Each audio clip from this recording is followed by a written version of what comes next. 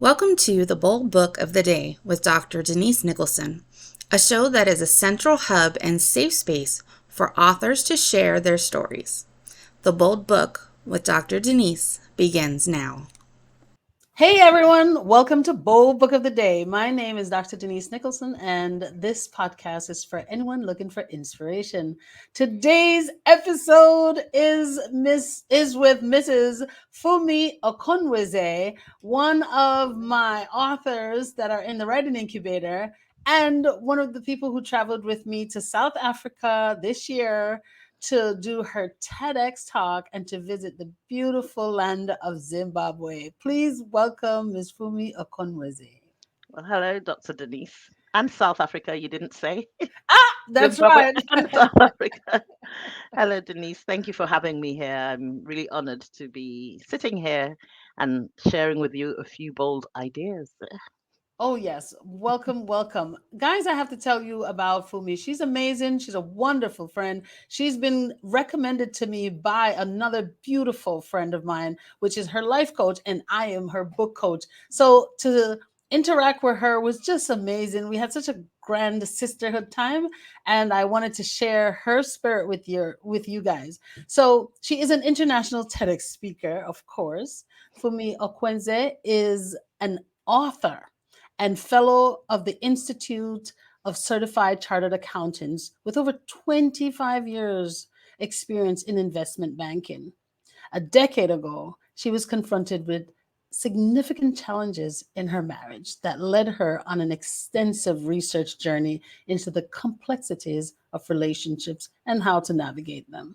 Her studies helped her acquire valuable insights and tools that led to the restoration of her own marriage and inspired her soon to be released book, Restore Your Broken Marriage and Create Your Happily Ever After. For the past few years, has shared her experience and knowledge, offering advice to friends and family with relationship issues whilst remaining a full time banker. However, over the last few months, almost a year, and honing her skills and is currently in the process of training to become a full time relationship coach and transformational speaker in order to reach a wider range of couples who need help with their marriages. Fumi lives in the vibrant city of London with her husband of 25 years and their two children. Her interests include advocating for social justice, traveling, fashion, and writing. Guys, please welcome Miss Funmi Okonweze. Hello again. Thanks for having me. Of course, what a wonderful experience we've had this year going to South Africa and then going to Zimbabwe. Tell us about that trip for me.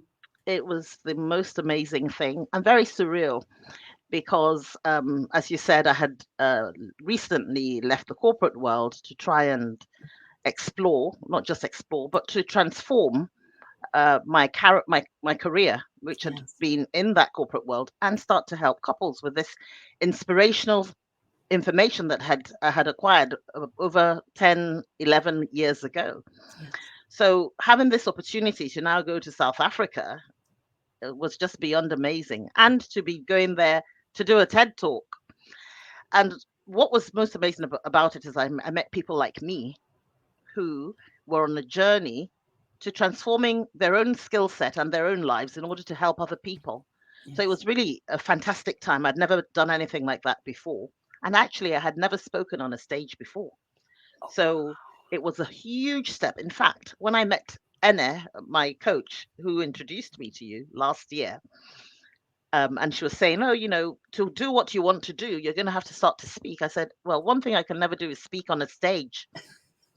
She said, "You're going to have to do that." I said, "I can't even do a live on Instagram or Facebook."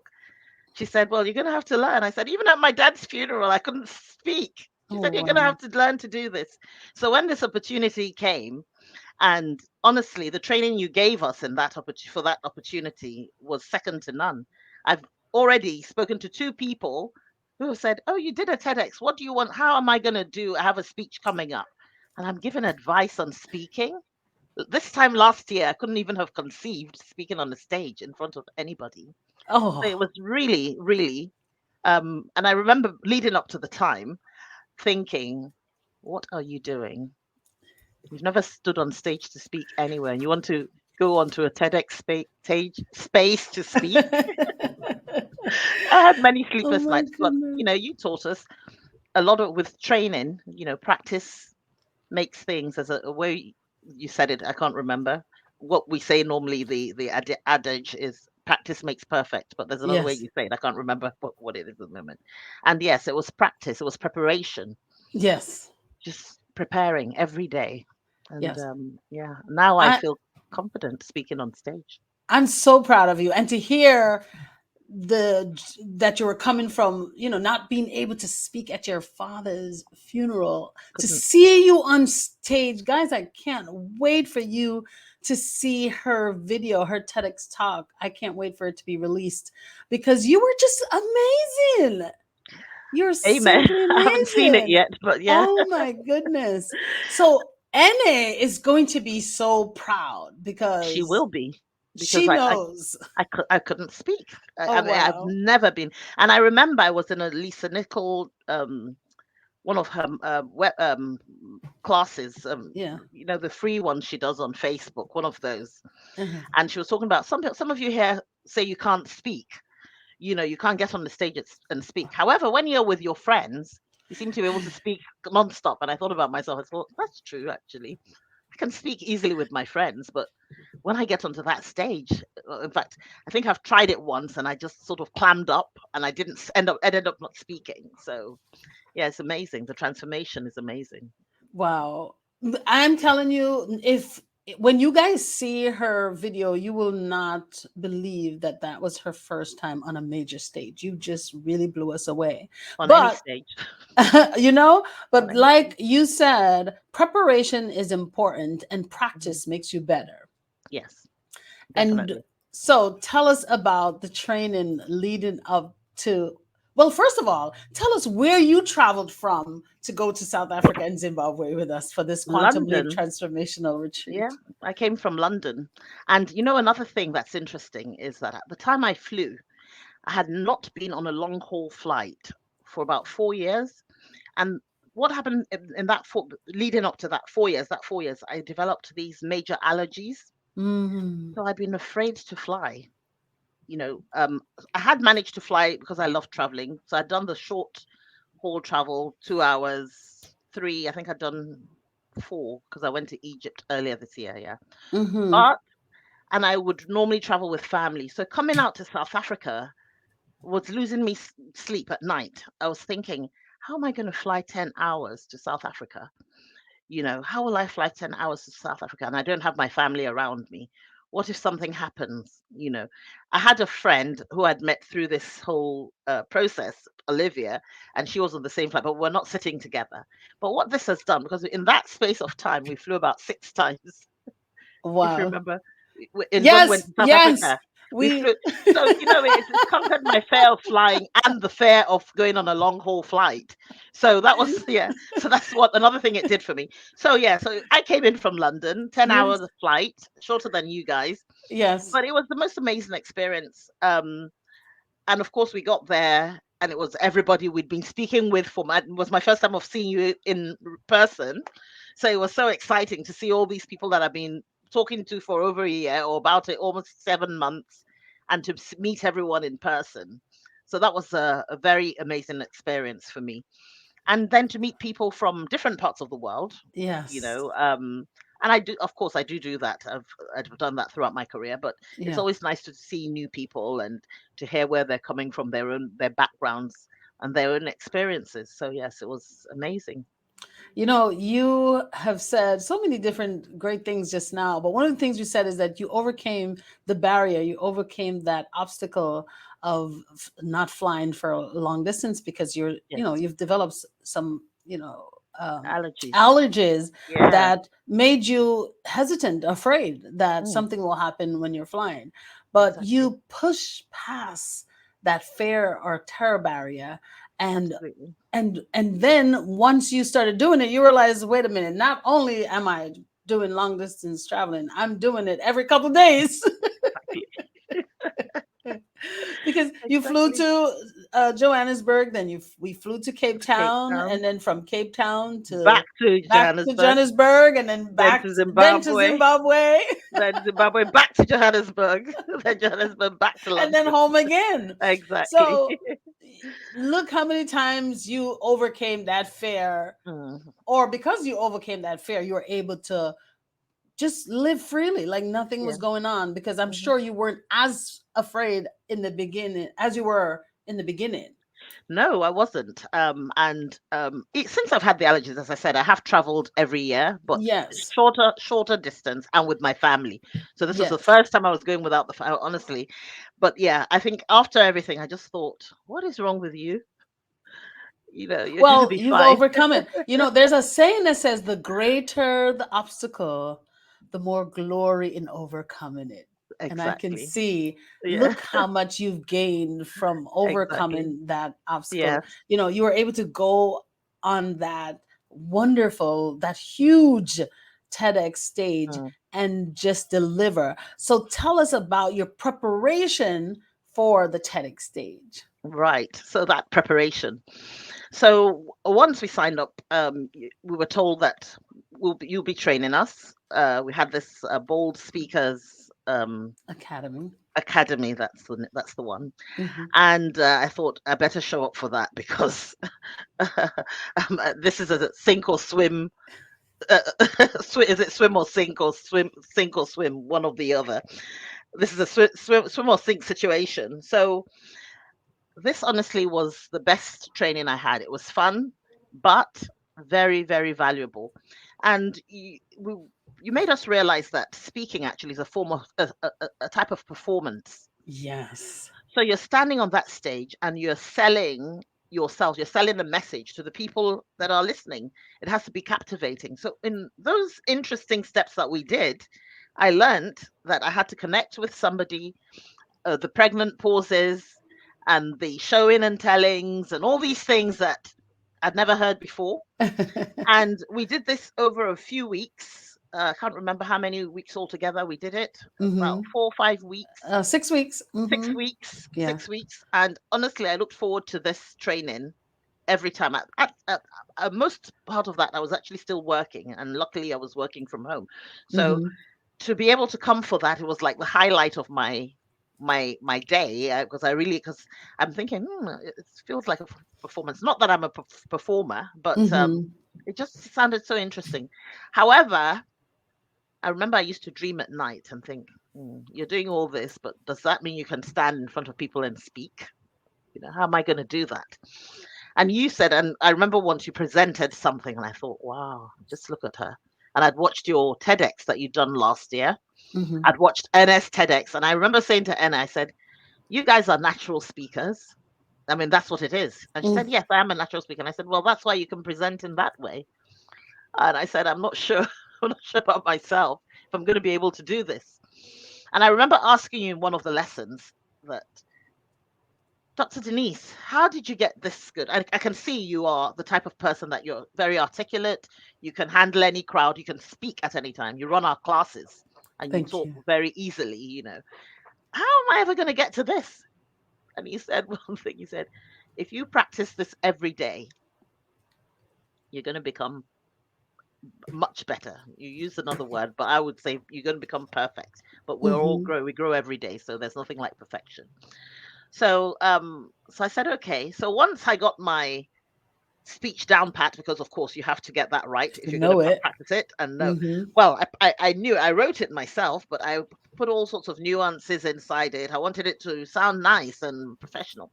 Yes. But anyway, once I got it approved, finally, I now had to start to practice it, and I did it every single day. I can tell. Sometimes I did it twice a day, and I rounded up my whole family, and I'll say every day you're going to listen to it. And of course, there was a lot of rolling up of eyes and like, do we have to listen to this again? And I said, yes, you do. And I'll put a little bit of, so do I've never done this before, and what do you want me to do? So that was it. It was just that practice every single day. And even when we got to South Africa, Hmm. that group of us, no matter how late it was, we'll round each other up at the end of the evening, and we'll sit there and we'll stand up and practice in front of each other. So You that guys were really, just so persistent. That was impressive. That made me so proud of you. yeah, we just said Hmm. we've got to get this right. We've got to do it. Yes. And so what was interesting was that on the night before, we came in late because we've been to the Cape of Good Hope or something. Yes. So we got in late the night before. And I thought that when I got to my room, I was going to be nervous. I wasn't going to be able to sleep. I slept like a baby.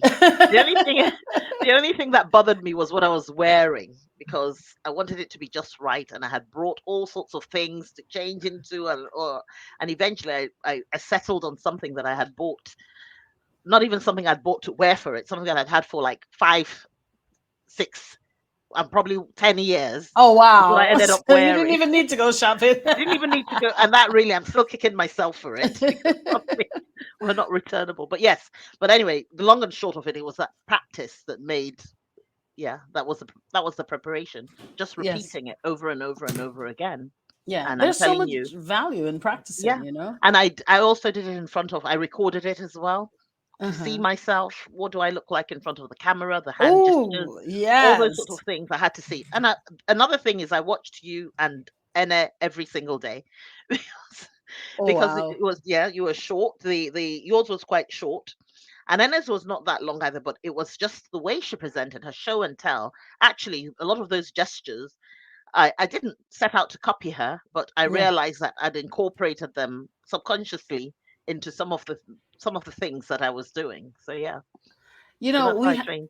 you guys have to watch her TEDx talk. It's NAOB on TEDx. You must watch her talk. It was Yeah, amazing. that's what I said. I watch it every day. Hmm. Oh, okay, you're telling our people. Yeah. Yes, yes, yes. So because practice just for 18 minutes Mhm. every single day sets you apart in such a big way because Mm, you are practicing every day something that yes, someone else that aspires to do that thing is not doing. So you will exactly. be in the top 1% because not Mm, everyone who wants to be a speaker practices every day. exactly. I knew I had something coming up this week. And so, when I am doing my exercise, I practice and practice and practice. And still, no matter how you practice, sometimes you can stumble if you decide to to change, to divert from what you've been practicing. Just continue to do what you've been practicing Mm, because if you're going to sound exactly the same when you get up on stage. And mhm, that's why it's important for you to practice. Also, if you're into being a speaker, you have to know your stuff. You have to, exactly. in order for you to present it with confidence, you Mm, have to believe it. And in order for you to believe it, you have to know it. So, yeah. exactly. And it's interesting because when the whole talk came up, Hmm. um, the uh, the guy, the TEDx facilitator, was asking me, what do I want to speak about? And I said, well, I'm writing this book on relationships, so naturally, I would like to speak about that. And he said, are there any other topics?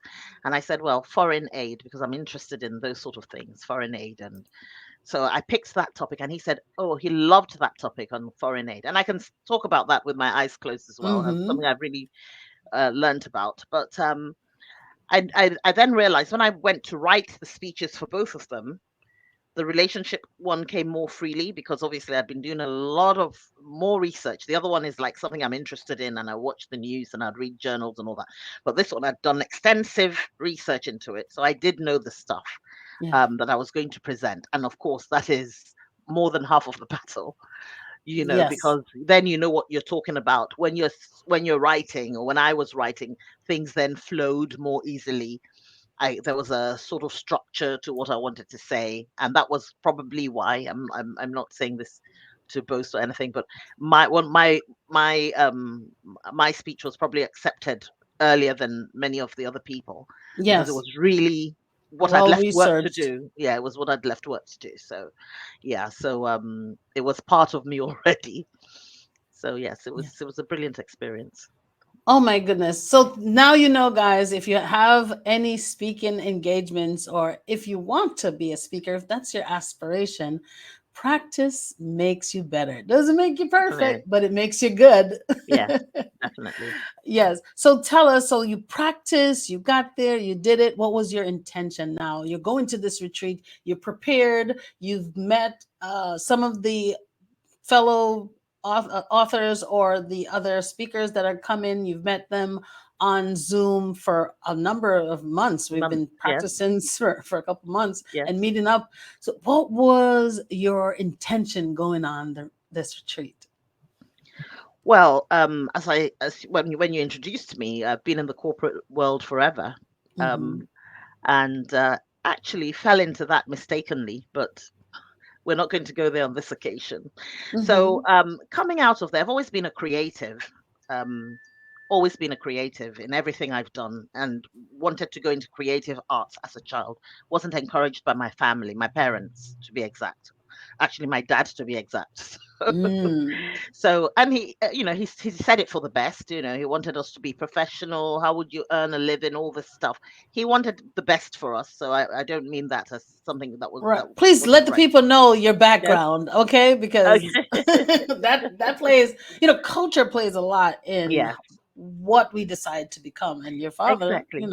Yeah, he's just said to me, if you want to go into the arts and stuff, I wouldn't bother paying school fees any longer because it's a waste of money. You don't need school fees to do those things.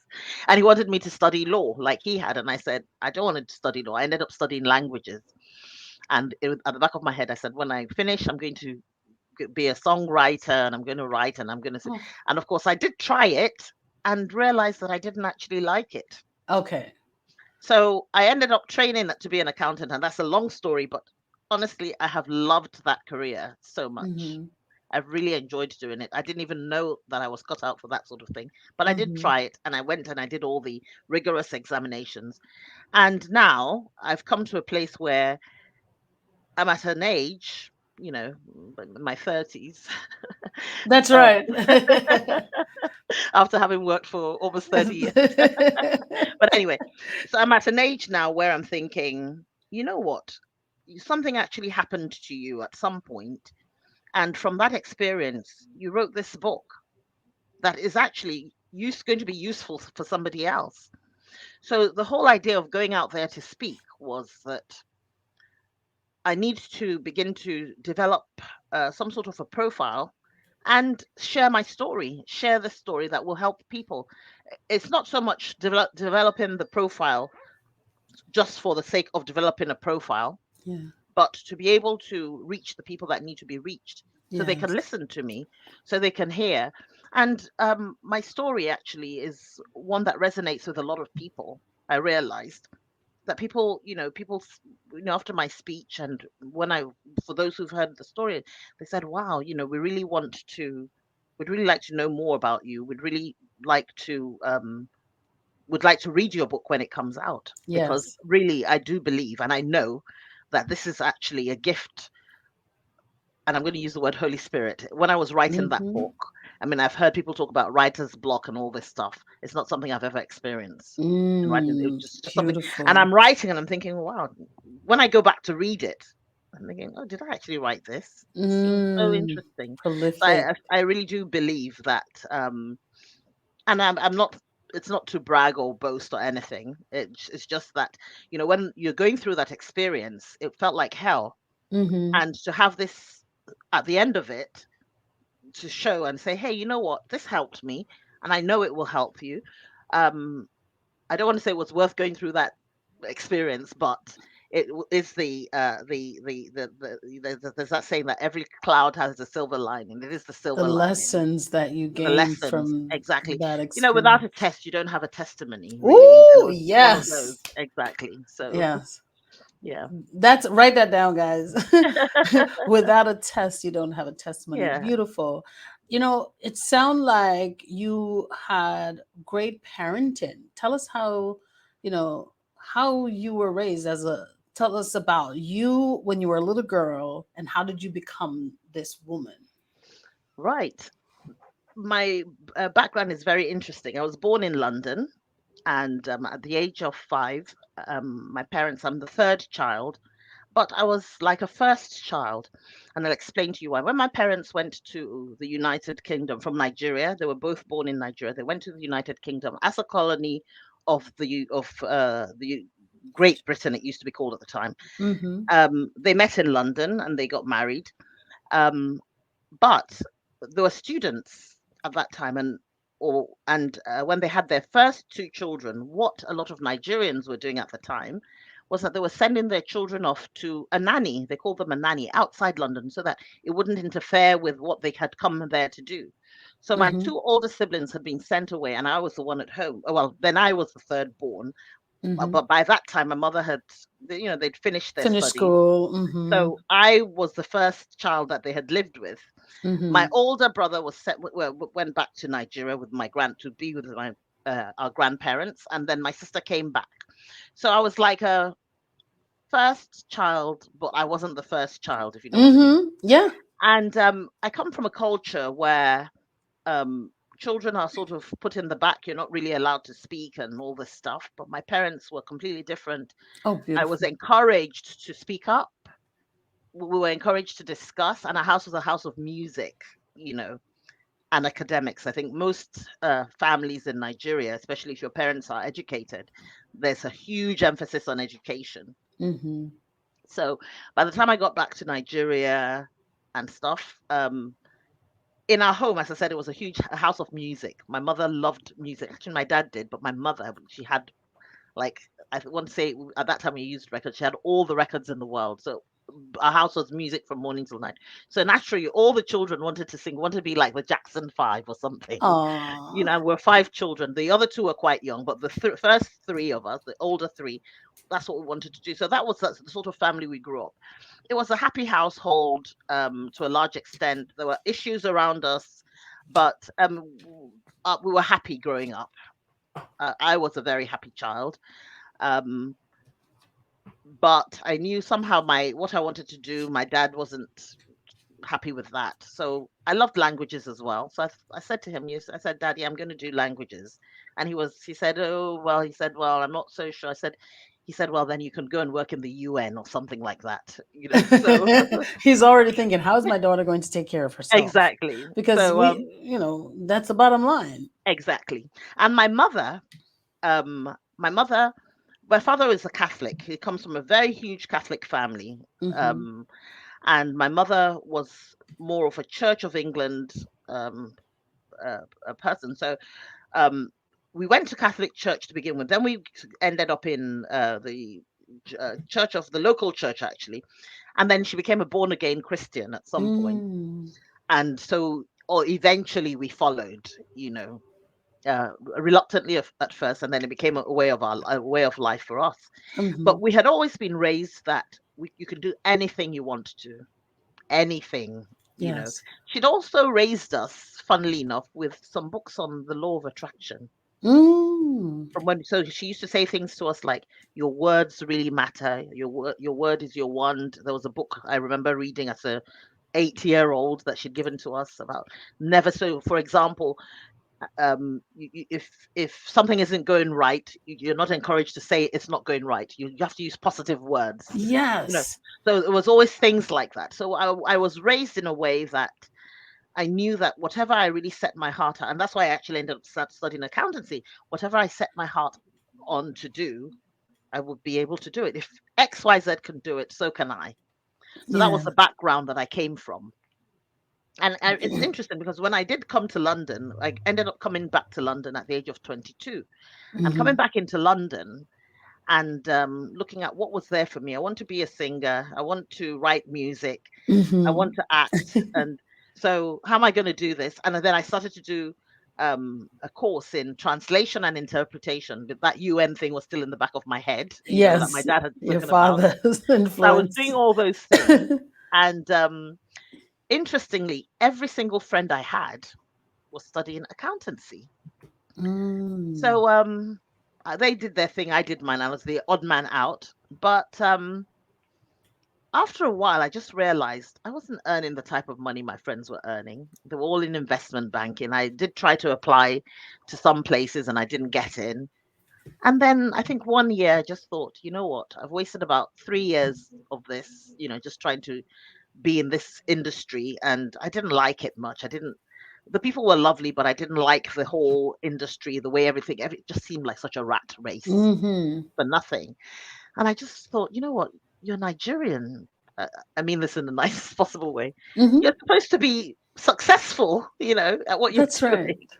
So I remember saying to one of my closest friends, I said, I'm going to study accountancy. And she just laughed. She said, You studying accountancy? How are you going to do that? You're not arty, you're the arty type. You never Mm. liked all these things in school. You were very focused on languages, on history, on government, those sort of things, geography.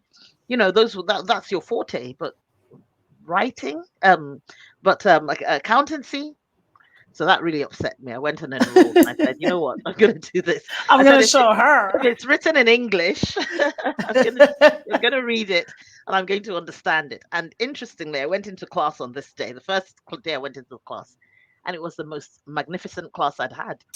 Because in the past, when I go into a class, because they were more of a natural ability, I kind of thought, okay, I'll read this later. But with this, I went in with my A game and I Yes. sat in front of the class. I wrote everything he said.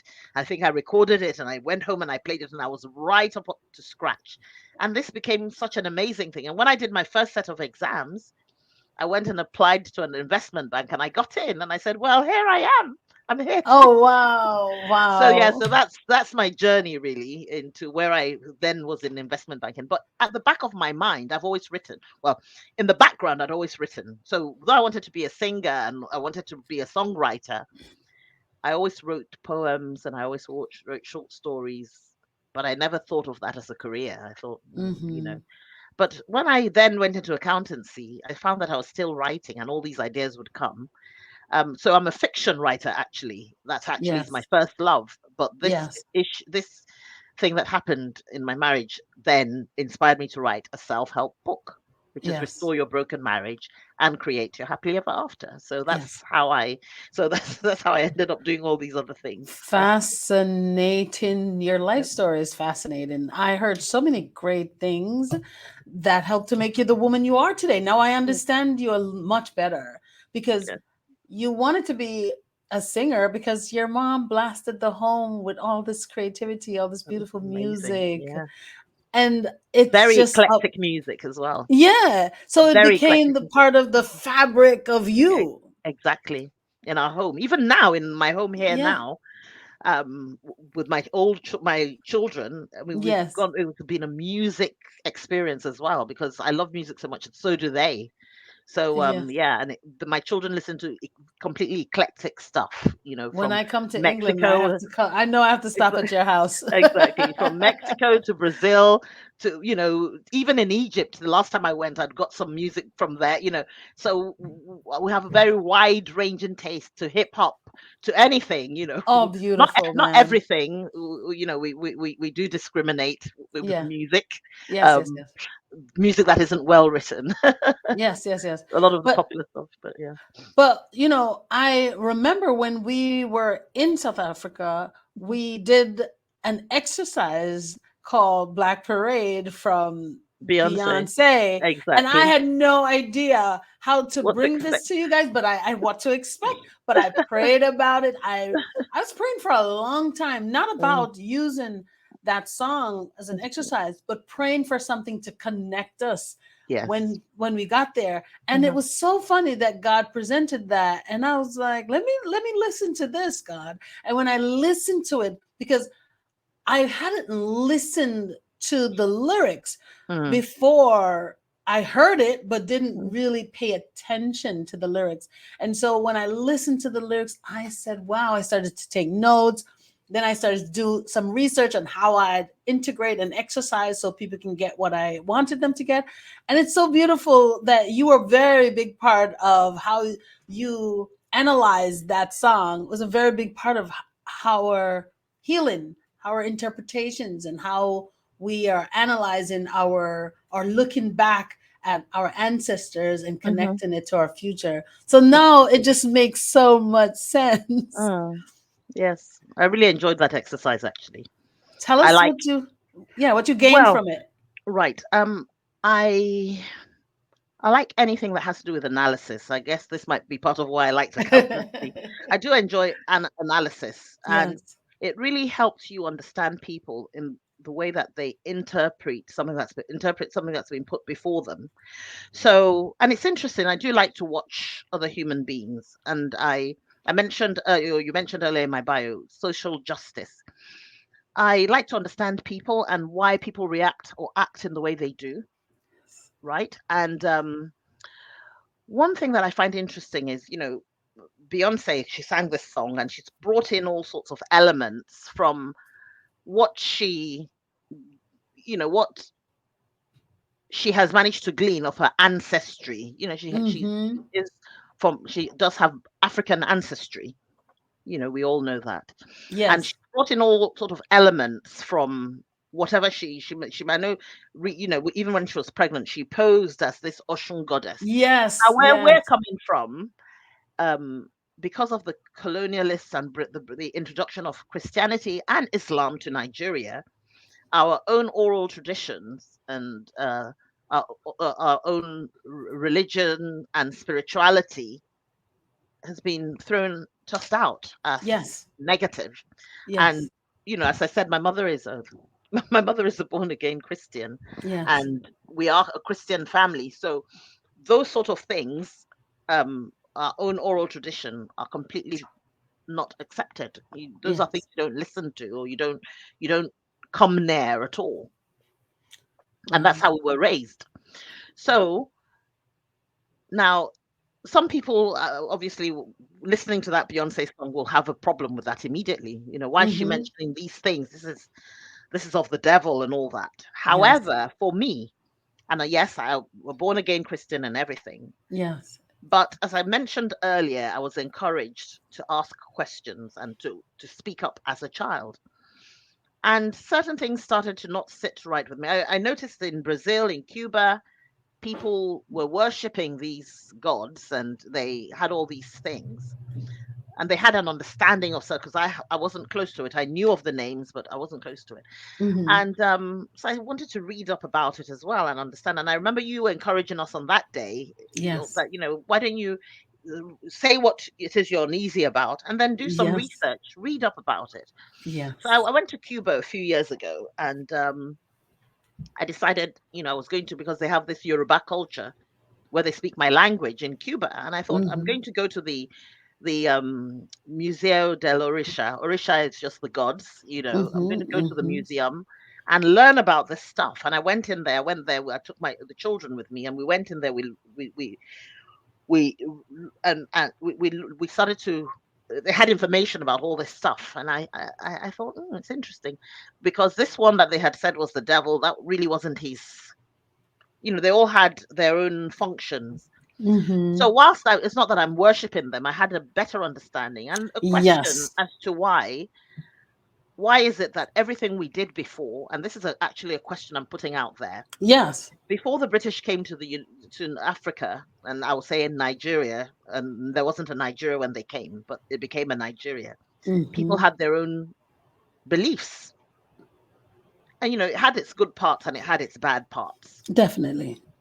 Um, uh, but they had those beliefs that had worked for them for centuries. And then everything has now been kicked out and doesn't exist any longer, Mm-hmm. right? Well, they do exist in the background. Some people still actually believe in it, Mm-hmm. but we're made to believe that it's, if we ever looked at it, we're going to go It's to such a hell. sin. It's a Yeah. sin. Mm-hmm. But then I now moved to the UK, and everybody here it's a secular country. It has the umbrella of being a Christian country, but Mm-hmm. a lot of people here are atheist or Mm-hmm. agnostic. Mm-hmm. So after letting us jettison ours, why aren't you believing what you brought to us? So it then makes me think,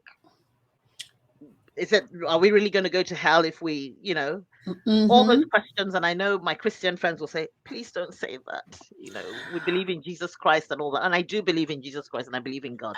But I Yes. like to ask that wider question, that Yes. why are we throwing away, Everything. The everything, baby in the bathwater. Yes. exactly. Yes. I think Yes. There's Many some things, things like we discussed during that like exercise. the That some moon, for things, example. yeah, we don't want to.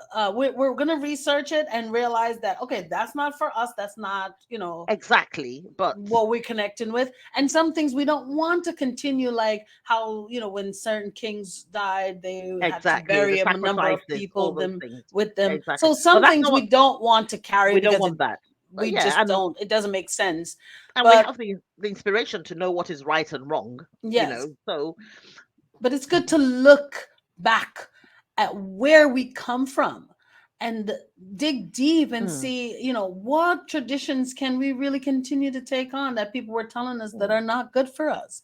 what mm, what kind of things can we pass on to our our next children. generation? Mm, Yeah, because we've so much have been taken from us, and it's not being passed on, and it's watered mm. down. And so it's good to To be aware of those research, things. to be aware, to analyze, to look at and say, you know what, maybe I can take something from this Hmm. and connect it with my family and pass Hmm. it on from generation to generation. Yeah, and I think information is always key in anything you're doing. I live in the Yes. United Kingdom. I've spent most of my life in England because I left here when I was 5 and I moved back here when I was 22, and I've lived here since then. And I've lived in other countries, but I've lived here mainly. And Mm-hmm. just thinking that I have children here who are Nigerian children, I don't want them not to know that they're Nigerian.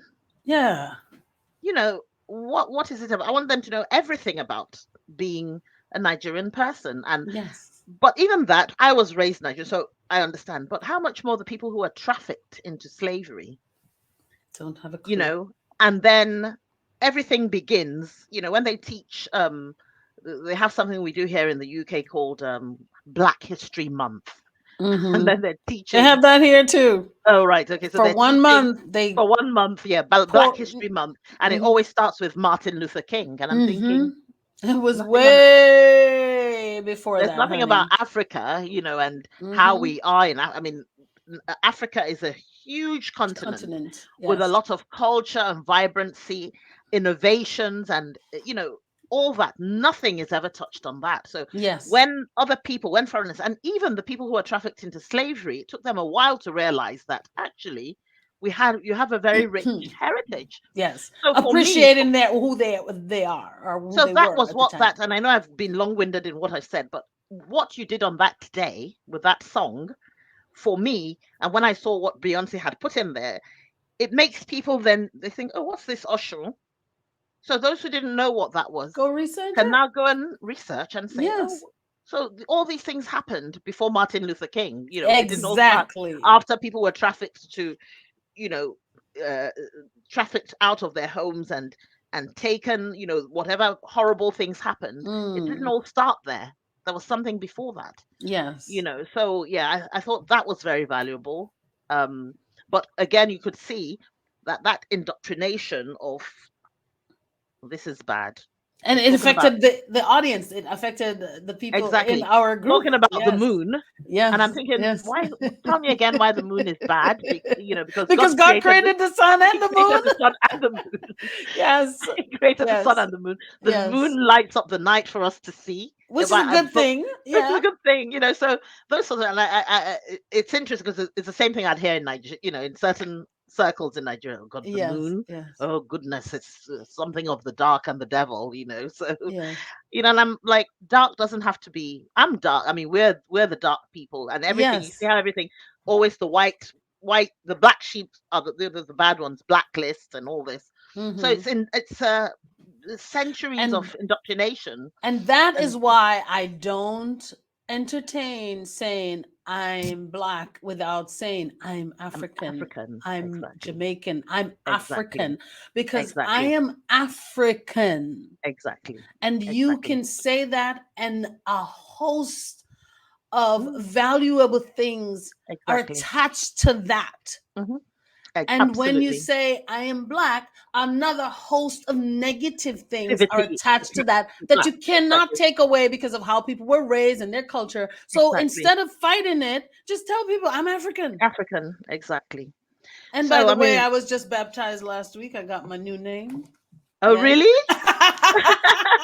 and Oh, and what she's is giving you I bet it's an Igbo name, but you do look Igbo anyway. I told you when you were in South Africa. yes, yes. So she was so surprised when I said Igbo name. She's like, what do you know about? But she didn't know I was being schooled by you and Olivia. Yeah. So what's the name she's given I you? think it's Chiamanda. Oh, like Yes, not Chimamanda, but Chiamanda or Chimamanda. Chimamanda. Like the Let me. Adichie, like Ngozi Yeah. Adichie. Well, wait. I wrote it down because um, I didn't want to mess it up, but I can't find it. But I'm gonna ask her, and I'll announce it here, you guys. Okay. Yes, I have a new name. I have a Nigerian name. Amazing. Yes, Absolutely amazing. yes. And as soon as I find it, I'm going to start using it a little bit more because I have been adapted into the Nigerian culture and the Nigerian world, and Absolutely. I have my own name. Absolutely. Absolutely. I was watching we have this Invictus Games at the moment. I was watching a clip from it, and I don't know if you know what the Invictus Games is. No, It's this something that was set up by do you know of Prince Harry? is it about soccer? No, Prince Harry. Prince Harry. Okay, tell me. You know Prince Harry and Meghan. I don't know if you Yes, know. Yeah. yes, yes, yes. So Prince Harry, because he's an old soldier, a veteran, he Mm-hmm. set up these games, international games, Mm-hmm.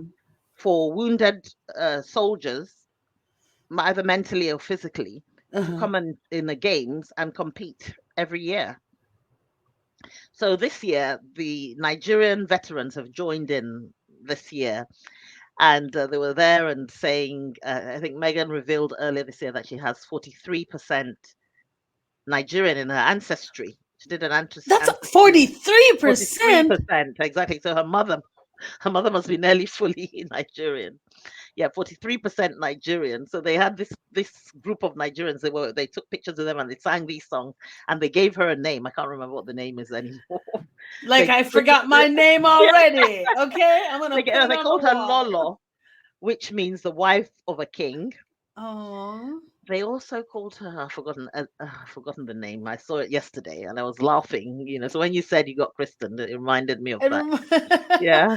Before we go, tell us quickly about the people you met in South Africa and some of the because we went to a few places in we went to Johannesburg and then we went to Cape Cape Town, Town the Cape of Good and Hope, Zambia. and we went to Yes, so many great places. Zimbabwe. Hmm. Yeah, but when you were in South Africa, tell us about the vibe and the people you met and the culture. So are we talking about the indigenous South Africans or the people Yes, that came on our trip? the indigenous. Okay. So we didn't really meet many indigenous South Africans because Hmm. Kuda, let me pronounce his name properly. Hmm. Hmm. I think it's Kuda. He was actually from Zimbabwe. Yes. Yes. So and I think there was a lady called well, God, what's her name now? I can't believe I've forgotten it. I think she was Petunia. Petunia. She was the only Hmm. South African I think we really Hmm. came close to. But let's talk about the people we met on the ground, like the Yes. staff in the restaurant, and Yes. everybody was just absolutely amazing. Even when you go out on the street, people were friendly and they wanted to know. I mean, if you asked a question, they'd say, "Oh, where are you from?" And they were, they wanted to be engaged with people from outside. And Yes. we'd heard a lot of when you're traveling, you would know as someone who travels, you go up and you read a little bit about the country, and there were all these fears, oh, it's so dangerous, don't bring out your phone, don't bring out your this, don't bring out that. But Yes. Yes. we felt safe because of who we were with. He Yes. obviously is someone who lived there, but though he was from Zimbabwe, to me he kind of embodied the spirit of South Africa as Oh, well, because he'd lived yes. there for a while. So Yeah. they're He did. lovely people, curious, like anywhere else you'd go, wanting to know about us and vice versa. It was a lovely place and welcoming, very welcoming, will bend over backwards to make you feel welcome. And it's definitely a place that I would encourage people to visit. Yes. It's not, though, I will say that it's not because the Dutch, I believe were there for so long. Mm-hmm. You can definitely see the legacy of them being there. Mm-hmm. So a lot Mm-hmm. of things work better than in some other countries. Mm-hmm. Uh, other countries. maybe Zimbabwe was maybe a Drastically different, yeah. better representation, but also that seemed a bit maybe Lagos. In fact, Africa is a very interesting place. I'll just let me just put it that way, You because have to Lagos, visit. You you must have to visit for visit yourself for because yourself, it's so hard to because explain.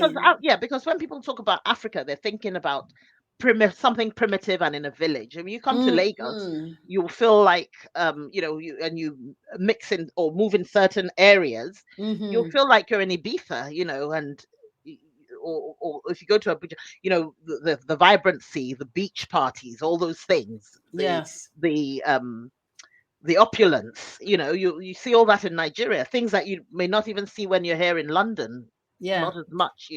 So you have to visit. You can't. It shouldn't be written off as, oh, maybe it's more primitive, it's less than going to Europe. I've been to many countries around the world.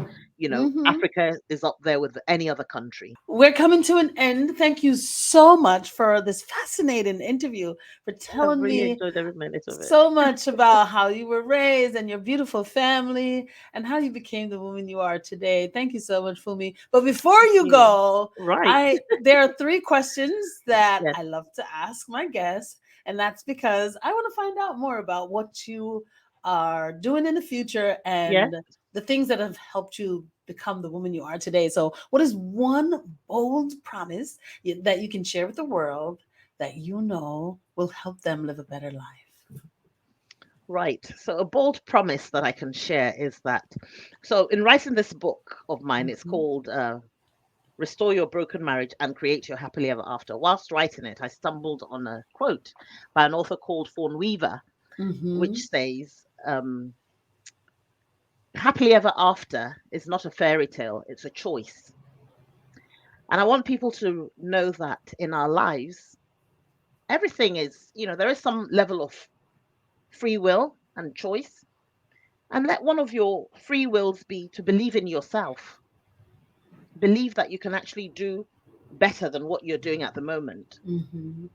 you know, and that is a choice. And it takes practice. But there is a quote from the Bible that really resonates with me. It's called, and I don't, I think it's in Proverbs. It's trust in the Lord with all your heart and lean not unto your own understanding. Woo. In all your ways, acknowledge him and he will direct your path.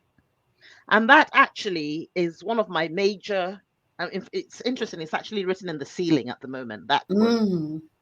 Um, it's um, one of the major quotes that has directed my life. Mhm. Now, when I've gone through whatever I've gone through, be it issues at home or work or my education, I've always had that scripture in the back of my head Mhm. that it doesn't matter what it looks like. Trust in Him, and He will lead your paths. Yes. And so I always believe that things will always work out well. So that's Yes. a bold Promise. promise. Yeah, Thank you so promise. much. Yeah. Now, what is a bold statement you can share with your audience that you know will cause a paradigm shift? So one of the bold statements I would share is the fact that I work with you, and this whole thing is called bold, Mhm. in which I think your elevator pitch is standing on your story and sharing it. And Yes. this actually is because I had already started to do that without realizing that I was doing it. If you know what I had something that happened to me and I wrote a book out of it. So to come here and hear you say, I stood on my story, and you have one of the most fascinating stories I've ever. I mean, when the first time I heard your story, and I haven't heard all of it, my mouth was on the floor, and I was looking for it to pick up. I thought I pick up my mouth from the floor. So yeah, it's to stand on your story. Everybody has a story in you, and we've come to this life on our. Each of us we're all on our own separate journeys, and things happen along those journeys. Don't let those things have happened in vain. You need to stand on it to share it with other people, because some people are on that same journey that you are going through. And if you've come through it, what better way to say, you know what? I've been through it and there is light on the other side of the tunnel. So I encourage people. I was talking to a friend this morning and she said, I know I have a book in me, but I don't know what it is. And I said, you've been through so much. you do have a story in there that Yes, will help somebody else. That's what it is. And yeah, so please do stand on your story. and It's that not will cause there a to make you paradigm shift. ashamed. All the experiences are here to make us stronger, and to make us a better version of ourselves, and to help others who are walking down that same path that you once walked down. So yeah, Beautiful. Well said. Thank you so much. Now, before you go, one more question. yes. What is a bold move that you're about to make for the future? Oh wow, it's to get that book out there. It's to Yay! get the book published Out of before your the end head of and this year. published. I Yes. really must do it. Yes. I'm going through that journey with you, It's and out of your head now. it Amen. is. Yes. It's all on the paper. Yes. And it's Yes. in stages, but it's got Yes. to be out there. And humbly, I say that what I've written, obviously, I've learned it from other books, other research, and other people's research, I should say, and it has Mm-hmm. worked for me. It's worked for some other people, and I really hope that it reaches people who need to hear it. Mm-hmm. And I hope that at that point, or well, the bold statement is that it's put out there and people do listen to that message. You know, that you can come through anything if you set your mind to it. It actually ties in with my trust in the Lord with all your heart and lean not to your own understanding. Wait Things till do they change. hear your story. Wait Yes, till things you do change. guys hear her story. It's more than fascinating. It is inspirational. Thank So, you. where can the audience connect with you? Right. So I have some bit of a social media profile, not as big as some other people's, but you can connect with me on, I have to spell it for you. F for Freddy, U for umbrella, N for November, L for lion, A for apple, Y for Yankee, O for Oscar, then another O for Oscar and a K. And that's at Funmi OK on Instagram and on TikTok as well. Yeah, so those two places. I have a Beautiful. Facebook profile as well. It's the same name, Funmi OK at on Facebook. So those are You the heard three it places you here. can connect with me at the moment. And And I yeah, know you guys want to connect. So, please, so yes. please, yeah, please follow me on Yes. Instagram, Yes. and And if you on have TikTok. relationship issues, that book, which is coming Relationships, out this year. relationship issues. Yes. And actually, I'm going to be starting a blog. I haven't got the details of that, but I'll share Yes. it at some point. Maybe by the time this goes out, I will share. I'd Yes. have shared it because I want to, because I do write a lot, and I want to Yes. start to put something out there to build some sort of a profile about. I'll be writing about relationships and other topical subjects. So please watch That the is space and amazing. That follow is me. beautiful. And you heard it here first. You did, Okay. you You did heard it with here Dr. first. Denise. Many firsts with Dr. Denise. Oh, God is good. Thank you so much for Thank this you. wonderful interview. You've been It so was amazing. intriguing. So, if you would like to write a book and publish it, please send me an email at authordnicholson@gmail.com, or you can go to my website at denisenicholson.com and see how you can work with me. Bye bye. Thank you for joining us for the Bold Book of the Day with Dr. Denise Nicholson, a central hub and a safe space for authors to share their stories. Follow Dr. Denise on Facebook and Instagram at Denise Nicholson, or go to denisenicholson.com. Remember, no one can share your story better than you.